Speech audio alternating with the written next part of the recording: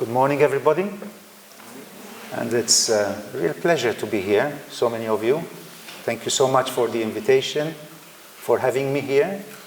Korea is very well known for so many things. When my son learned I was coming to Korea, he said, K-pop, esports,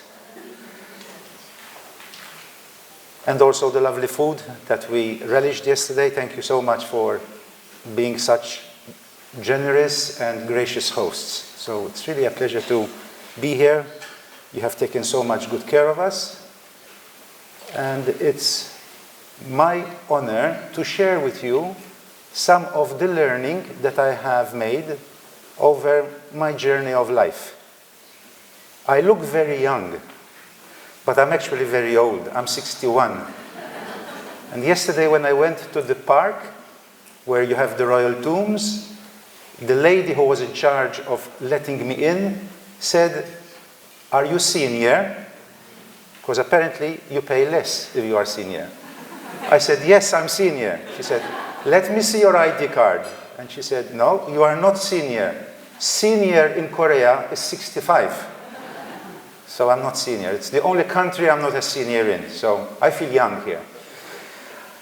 Let me tell you what I'm trying to do today with you in the 50 minutes that have been given to me very generously, and that is to talk to you about a project that I have been involved in, where we are trying to see how we can give young people, especially those in the education system, a better service. To all our citizens who deserve our support in order to have a more fulfilling life.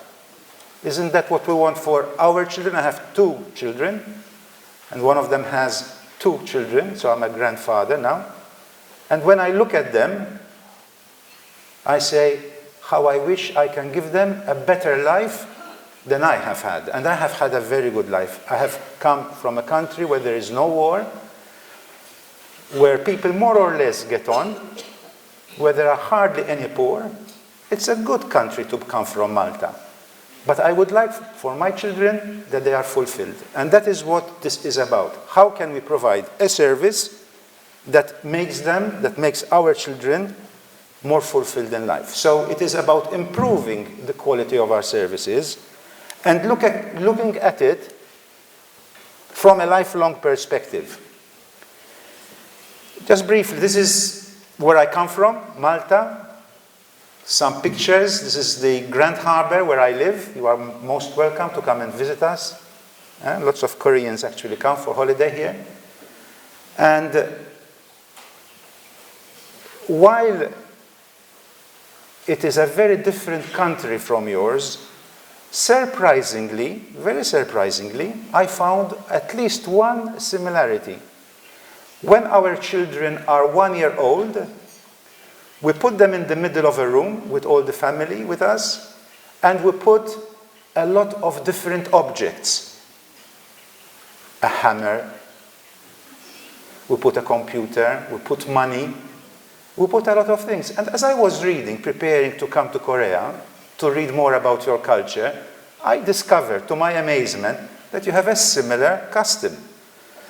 And this reminds us that, you know, when you travel to talk to people from a different country, you say, who am I to talk to people who are so different?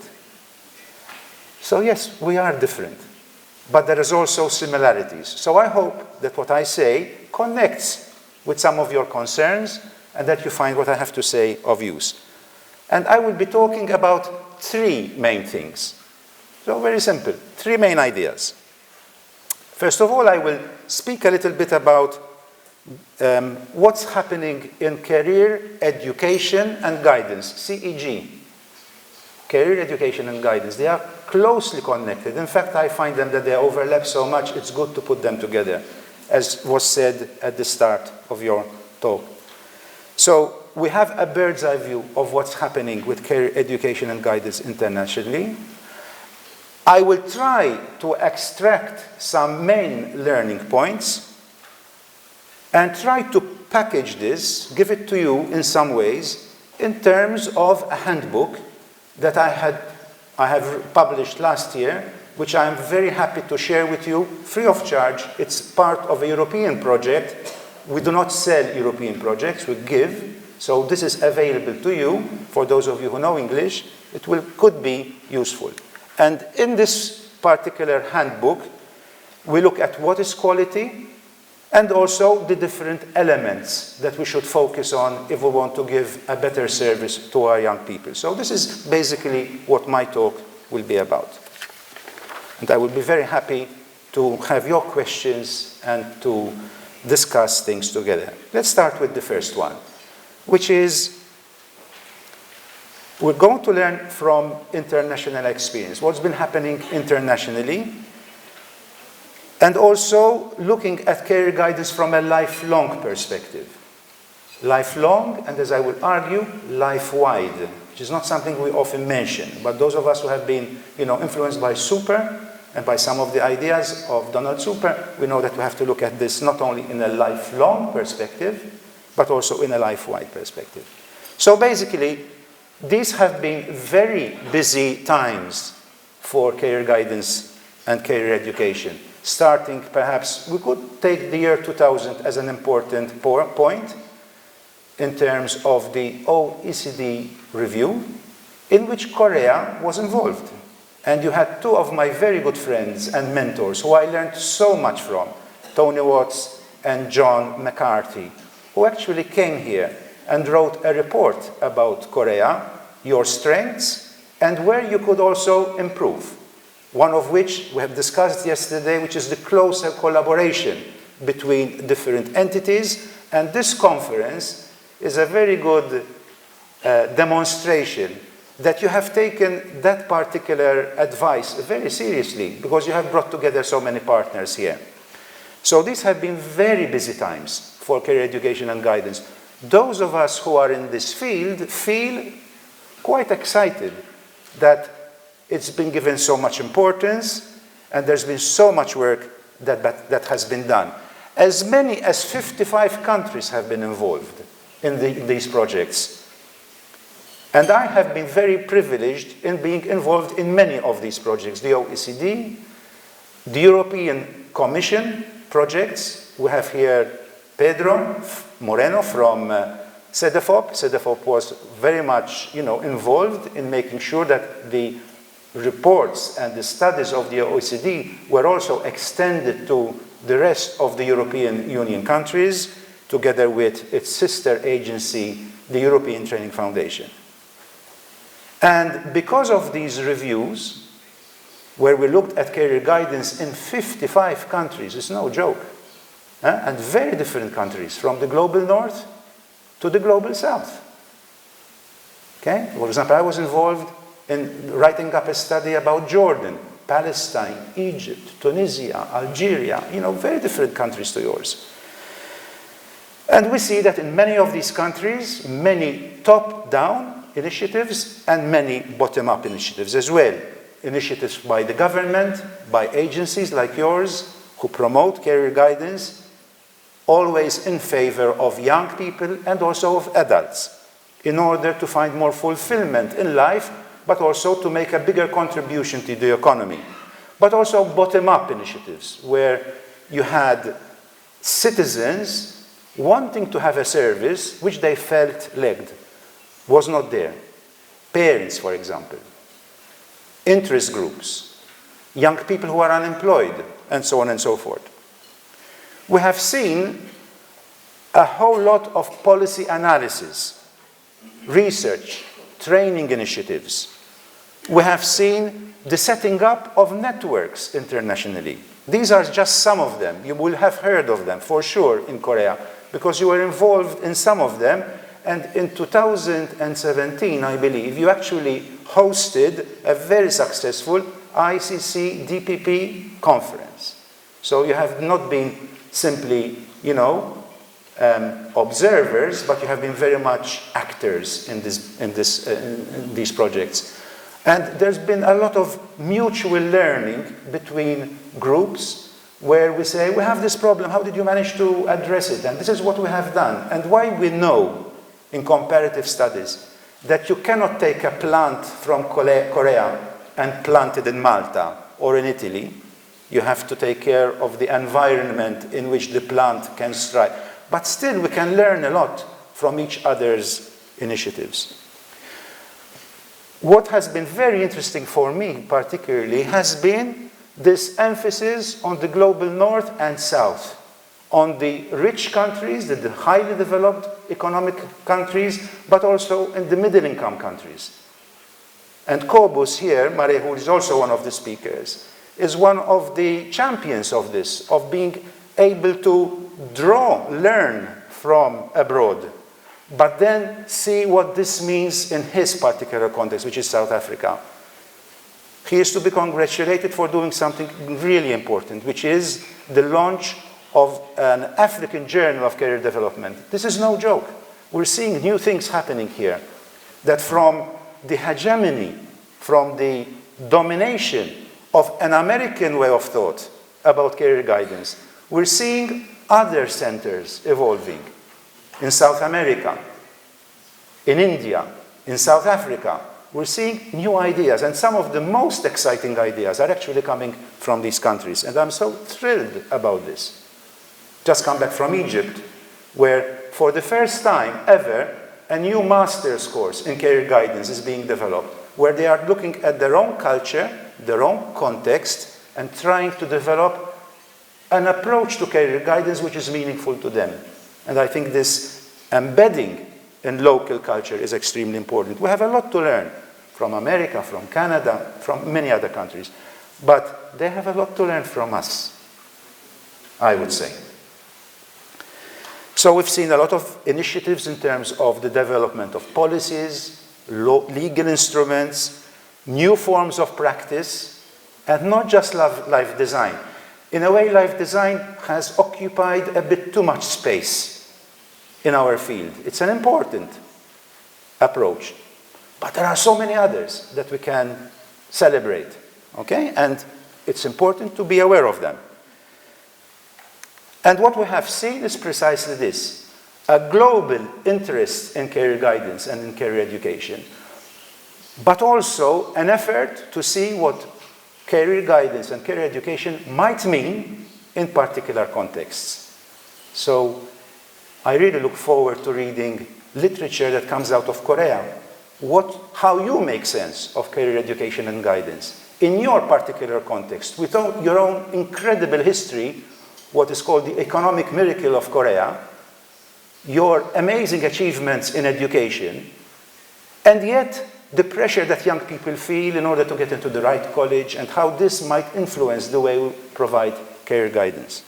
So it's really exciting times to be in this field, and those of you who are in this field should feel proud that there is so much happening that is of interest. So what I will now do is, after this kind of little overview, sweep of the importance of what has been happening, I will just share with you, this is the whole point of this discussion that we're going to have. Having been involved, having had the privilege of writing many of the reports, both about career guidance in education sector, but also in the public employment services. Tony Watts and I were asked by the European Commission to write about the role that career guidance can play within the labor offices, what in Europe we would call the public employment services. So we have, a big sweep, a big understanding of what's happening over the last years in our field. And on the basis of that particular experience, I thought it would be a good idea to take a step back and try to draw what I have learned from these experiences. What have I learned by visiting so many countries? What have I learned by interviewing ministers here and there, and interviewing directors of labor offices, of schools, of universities? What have we learned? And in order to do that, to synthesize the strategies that have been developed in many countries to improve quality in the education sector from a lifelong perspective, I have published, thanks to the European Commission funding and to a project which was led by the Italians, this volume, which, those of you who are interested, you have a reference at the end of my slides where you can download it for free. And I have brought some copies with me for those associations here who prefer to have a hard copy. So I will be looking at this project, my future project, and try to tease out what we have learned over the last years, where the main focus remains on defining quality, but also seeing how quality can be implemented in a number of aspects of education, like career information. We've just had the director where they produce labor market information. How can that labor market information, which is often very, very detailed, and perhaps we do not know how to use it well enough with young people. Okay? How can we have good career education services, and so on and so forth. We'll be talking about that.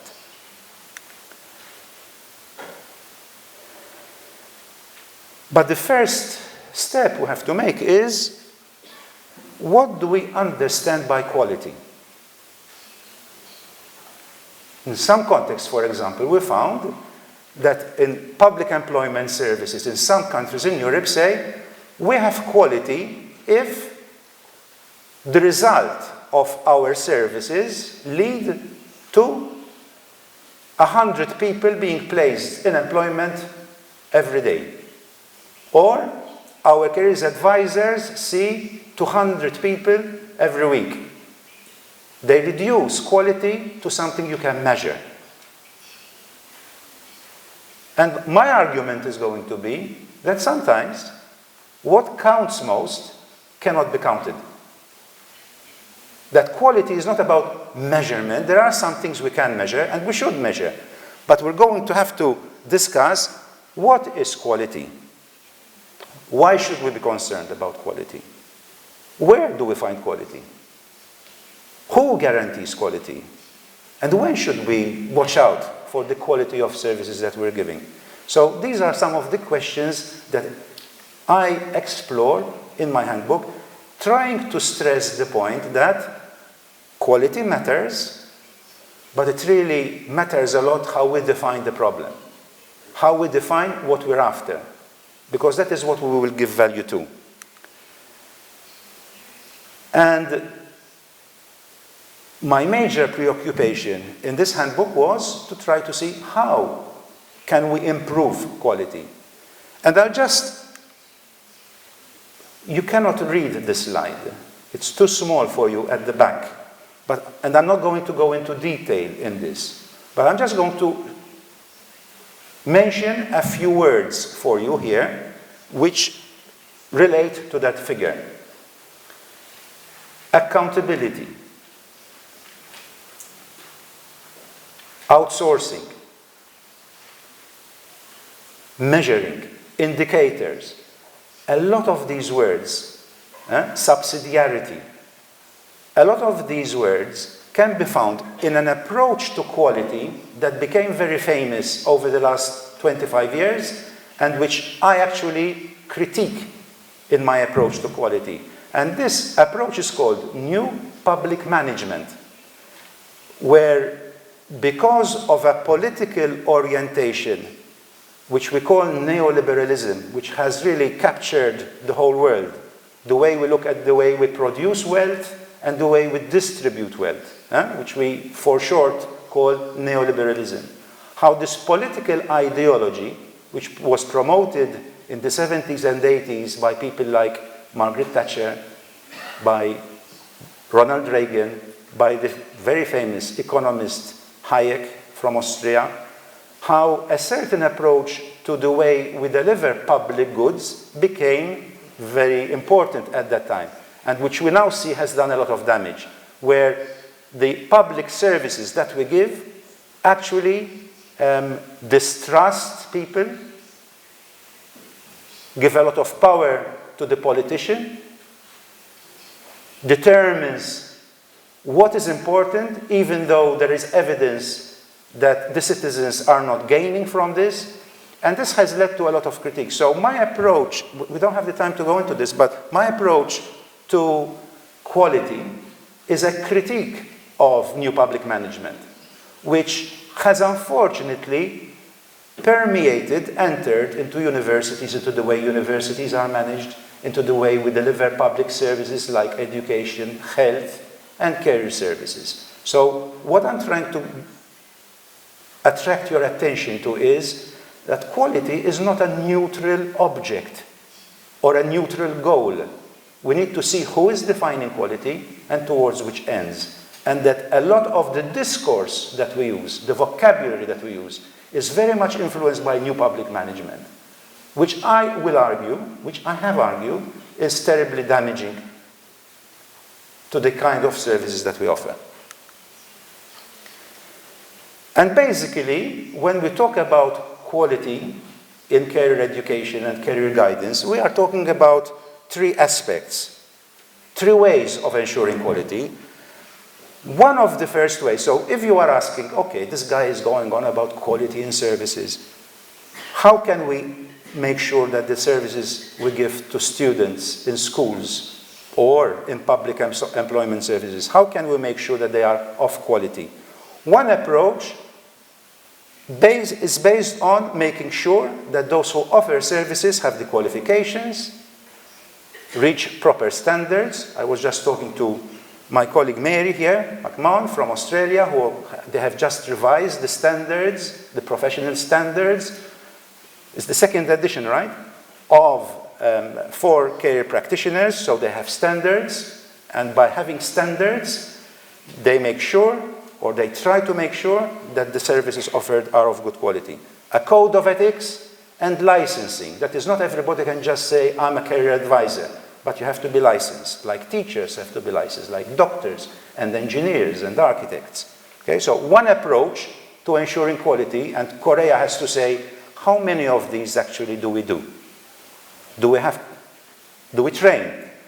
In 2004, the OECD report noted that not many practitioners were actually formally trained in career guidance in Korea. Perhaps the situation has changed radically from then, and you have master's degree programs or postgraduate programs. Okay?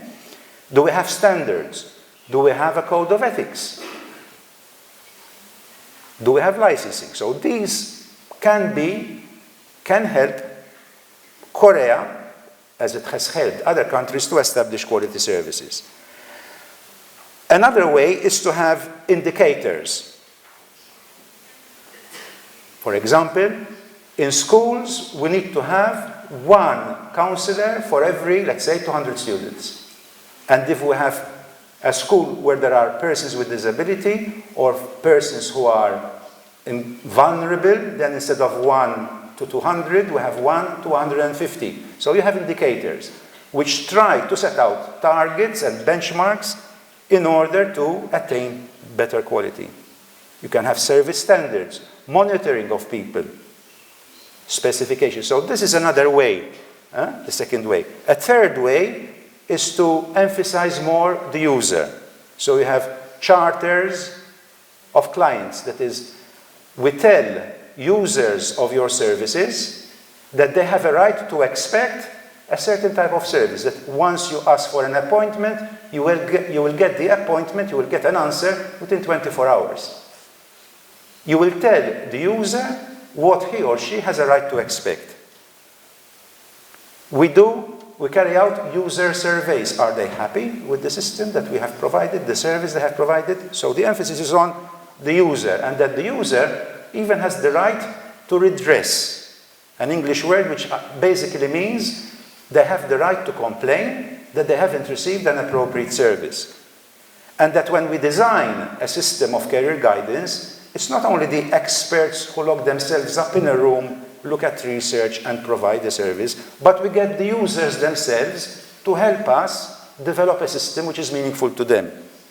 So these are the three kind of blocks that you could focus on if you want to do an X-ray of your system to see whether you have quality.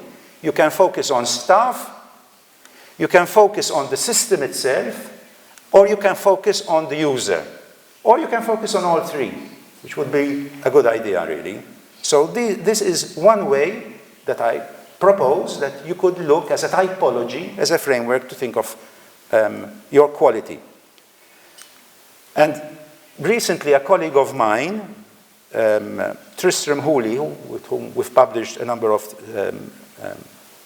guidance-related material, and a person from Australia, Suzanne Rees, have published a very interesting article on this, which I can share with you, where this typology that I'm talking about is presented in this way.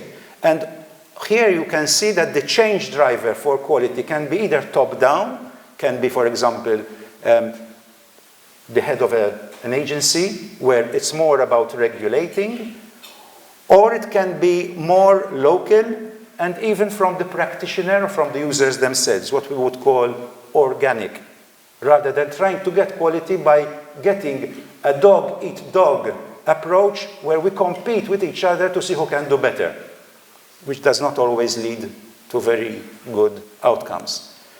My approach, the approach that I'm promoting, is not mine. I mean, there are many people promoting it, but I write about this approach, which is that I much prefer an organic approach to quality, where we trust in your competence as professionals, build your competence levels up.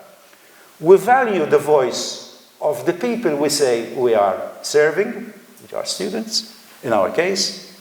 We focus on fitness for purpose, and we develop as a group this wonderful approach to quality, which is called the reflective practitioner model, where we have high standards, have a true commitment to the welfare of the citizen, and because we have such a commitment, we are engaged in a constant process of reflection, which leads to action. And then we reflect on that action, and we develop another approach. So it's a constant reflexivity, as we say. A constant reflexivity. And that's the model that I propose will make a huge difference to the quality of services that we offer. So that's a general, very general background as to how important it is to examine carefully what we mean by quality. And in the rest of the handbook, what I do is basically focus on a number of aspects that those of us involved in providing a career guidance and career education service within education settings in particular, but also in public employment services up to a point, or in non-governmental organizations as well. The kind of areas we can focus on in order to improve the quality of the services we offer. And I focus on these areas: education, career information, career counseling, having a career resource hub within the institution, within the school, making sure that we have partners in order to deliver our services, and this notion of reflection, constant reflection. That is, we are the arbiters, we are the referees of what constitutes guidance, quality services. Now, again, this is not particularly special or original. Very recently, in the UK, a group decided to visit 7 countries to see what they can learn from 7 top countries that offer career guidance. Can't remember which one they were, but there were quite a number of Scandinavian countries. And like me, so we ended up doing practically, focusing on similar things. But this is reassuring. This gives me the reassurance that we are focusing on similar ground. I don't know if you've heard of the Gatsby report. It's a short report which identifies how we can make career guidance services even better. And like me, they focus on a number of issues. They do focus on career education, for example. So they say in the Gatsby report, on the basis of 7 countries which have advanced services, it's important to have a stable careers program to link curriculum learning to careers. Like, for example, when I'm teaching English, I can also teach people how to write a CV, an application letter. If I'm teaching drama, they role play how to sit for an interview, a job interview. If I'm teaching social studies, we help young people learn how to set up a company. Ideally, a company that has a social conscience, what we call the social economy, and so on and so forth. And they also say that the strongest careers programs make sure that young people experience the workplace. They get a sense, a taste of the workplace. That's career education for you. The Gatsby report also says that young people need career information. Okay? So we will be also focusing on this, and they get the learning from labor market information directly or by having access to resources, either on the website, on a dedicated website, and I believe that the OECD report mentioned that this is one of your strengths, but also from this career resource hub. Okay? Career education and career information tend to be with larger groups. Career counseling tends to be rather more focused on individuals and small groups. So we call that career counseling. So again, we see a similarity with the Gatsby report, which says that we need to address the individual needs of students. I've just watched a beautiful Korean film. I think it's called Brother. It's about two disabled people. One is in a wheelchair and the other one is developmentally kind of slow, and how they help each other and how they find a way to make it in life and the kinds of careers advice they got. It's a fantastic film, which I strongly recommend that you see, because there's a lot of learning from it. And what career guidance that is marked by quality also is able to deliver services to specific groups that have specific needs, whether because of their disability, or because they are migrants, or because they have a different religious background, or because in terms of gender there isn't equity and they need a push. Okay. They also emphasize the importance of partnership, the great advantage of providing career education and guidance with the help of other partners, whether they are ex-students or whether they are trade union people, employers, and so on and so forth. So here we have this idea of what one can focus on. Now, the rest of my speech, and I only have about 10 minutes left, so I'm not going to focus in detail, but those of you who are interested can dig deeper into what there is in the handbook, which is available. So basically, if we look at each one of these, and don't forget that the question we're asking is, how can we improve the quality of our services? If my son or my daughter were to be in a Korean school, and my greatest desire in life is to see my kids happy, and one of the ways in which they can be happy is if they find a job, a work, not one, but perhaps a series of jobs over their life, where they feel fulfilled, where they can express their creativity, where they can be fully human and fully alive.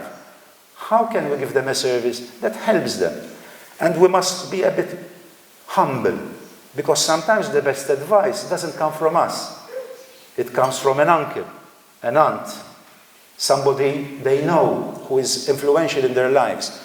But we should have the information and competencies in order to advise, inform, educate in such a way that we give them a push in life. We open up options. Don't forget,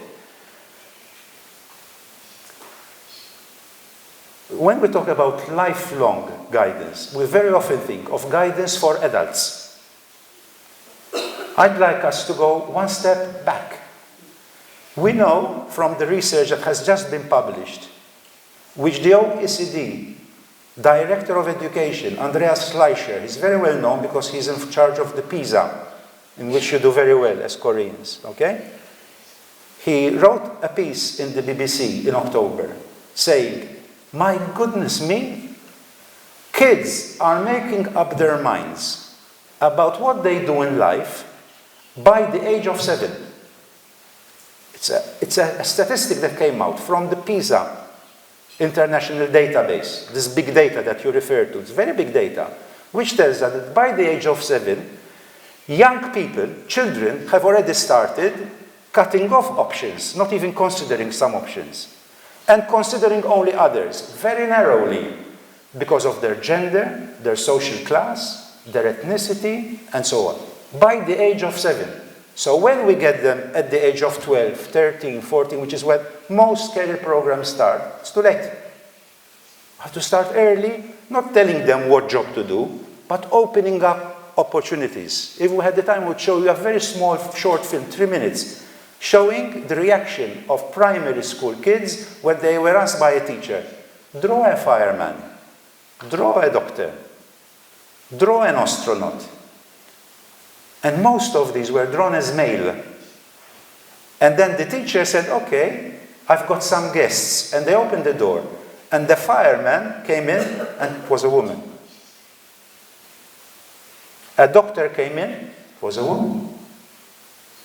And these kids, you see their eyes opening wide as if a light bulb has come on. They suddenly realized that they actually had very stereotyped and very narrow options in front of them. So yes, career education is terribly important because we open up options for people, especially for those who are most vulnerable. So we're learning about work, okay? Not just for work. We critique the world of work, the lack of decent work in the world today, the way insecurity has been worked into the system. So we need to, in a way, politicize our young people, to know how to read the world around them, to develop curricular frameworks. The Canadians have done this. If you want to know what a career education program could look like, there are some really good models that you can look at, but develop your own. Australian, the Scottish one. There's many. Teaching about careers in and through education is a very important consideration. But also connecting powerful ideas together. Young people hear so many things. Unless they actually reflect purposefully about the world of work, a lot of the learning simply doesn't leave a mark. We keep talking about constructivist approaches, how people construct meaning. But we need to do this in a reflexive manner. So, for example, I mentioned some very good examples that are happening internationally. For example, the Austrians ask the young people to keep a diary, a learning portfolio, where they jot down what they learned about the world of work from different subjects in the curriculum. And then they meet their careers advisor and have a career conversation. And they even invite parents. In some societies, parents are extremely influential in what children actually end up doing. And I believe Korea is one of those countries where parents are extremely influential, and the elders. This is the same in many other countries as well. So there's ideas about how we can develop teaching methodologies to educate about the world of work in an exciting, experiential manner. And there are links to a variety of these examples, including games, for example, as I've seen outside, where you have card sort games and other kinds of resources. And also the use of specific assessment strategies like portfolios, e-portfolios. And people learn through that. So one whole chapter which can give you ideas. Some of the ideas you will say, oh, we do this. And perhaps you feel comfortable enough to send me what you are doing so that the next edition involves examples from Korea. I would love to have that. Okay? The focus is mainly on the countries that we visited. Okay? Including, how to assess, how to teach, and so on. The second aspect that we can focus on to improve quality is career information. And here again, I'm going to just say a few things. We don't have the time to go into depth. But certainly, one of the things I would emphasize is we need to avoid the temptation of throwing even more information towards young people. We have created not an information society. We have created an information dump. There's so much information that people can't cope. I can't cope. By throwing yet more information, we have discovered that through the psychology of decision making, this is the way people end up behaving. If you have too much information, you give up, and then you do illogical, irrational things, like you ask your friend, what are you taking? Ah, you're taking French, I'm going to take French. That is, the ultimate decision is based on friendships, peer influence, and I can't blame them because there's so much information being thrown at them that they end up giving up.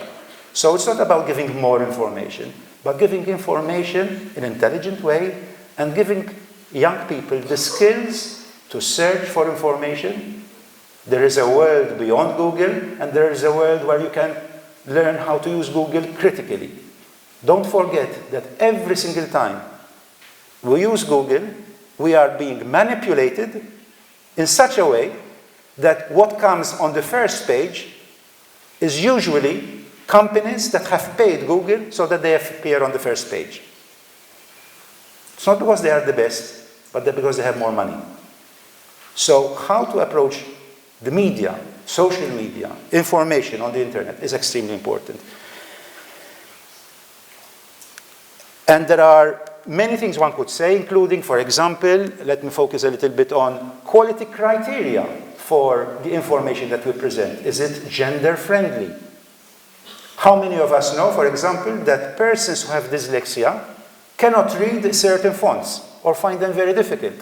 So there are standards that we can use in presenting our information in such a way that even color, even size, even fonts can make a difference. The pictures that we use. We have made some analysis of textbooks on careers, for example, where stereotypes are still very present. Gender stereotypes. Okay? So sensitivity to diversity is one aspect that the handbook draws your attention to. Very important. A problem we found even in the richest countries, and sometimes it's worse in the rich countries, is fragmentation of information. You have a website from the Department of Labor, a website from the education sector, a website from the higher education sector. And my son, who needs this information, has to access 3 different websites in order to find an answer.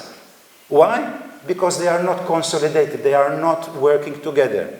Each is an empire on his or her own. So quality is from the perspective of the user, and there is one website that I strongly recommend, which is the Australian one, and I don't mention this because Mary is here. But My Future, try it, see it. It's won a lot of awards, an excellent merging together of career information in a way that makes it accessible and user-friendly. I have to move on. The importance of having a career hub, a resource center. This is a contested idea. Some people are telling me, Ronald, it shows that you are 61 years old. Today everything happens on the internet and on social media.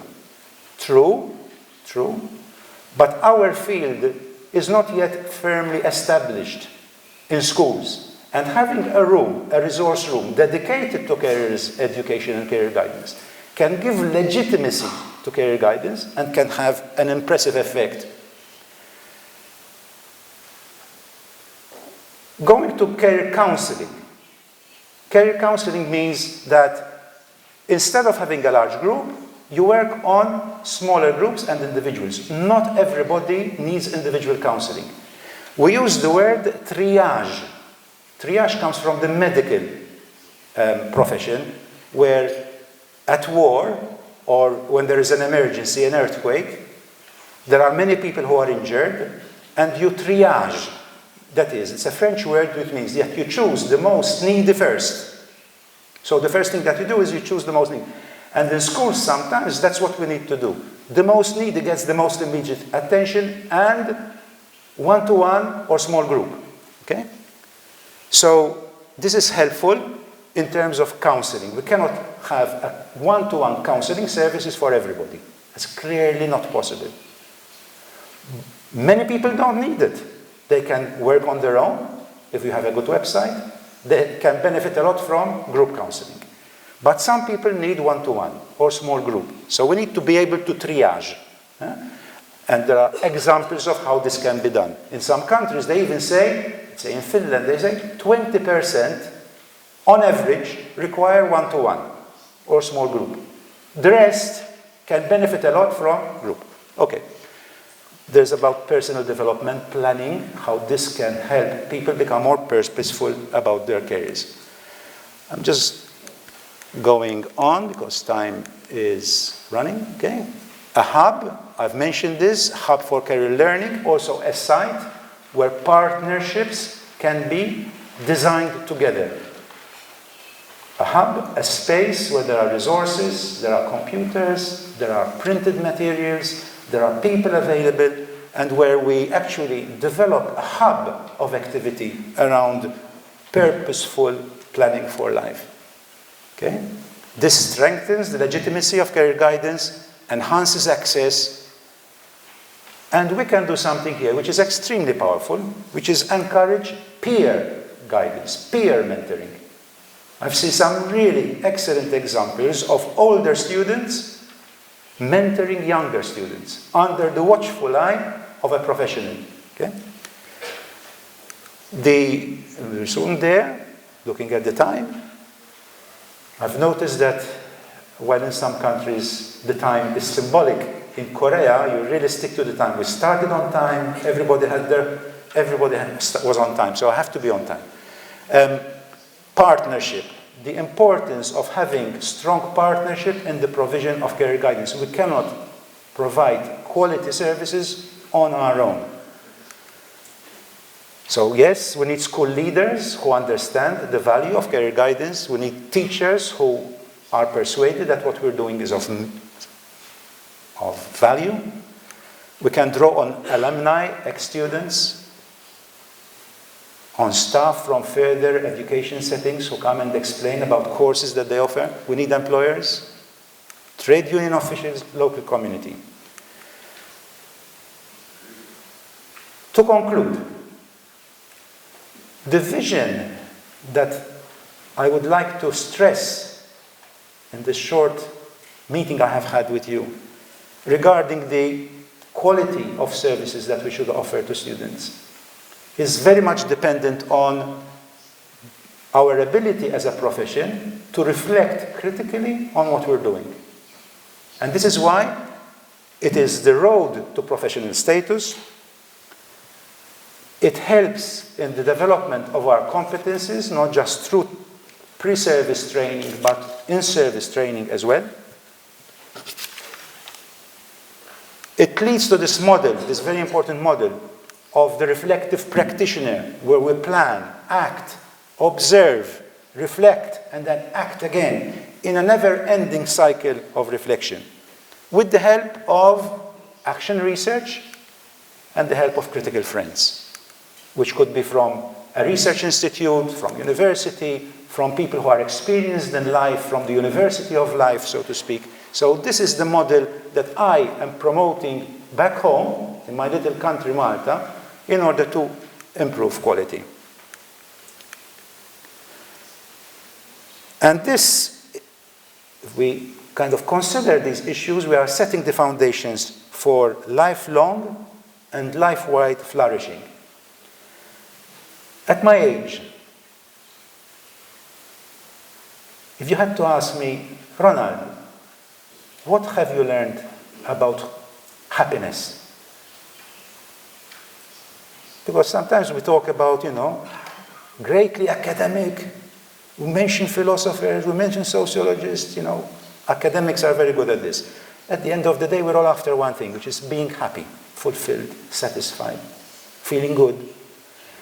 And there are three things that I think contribute to this.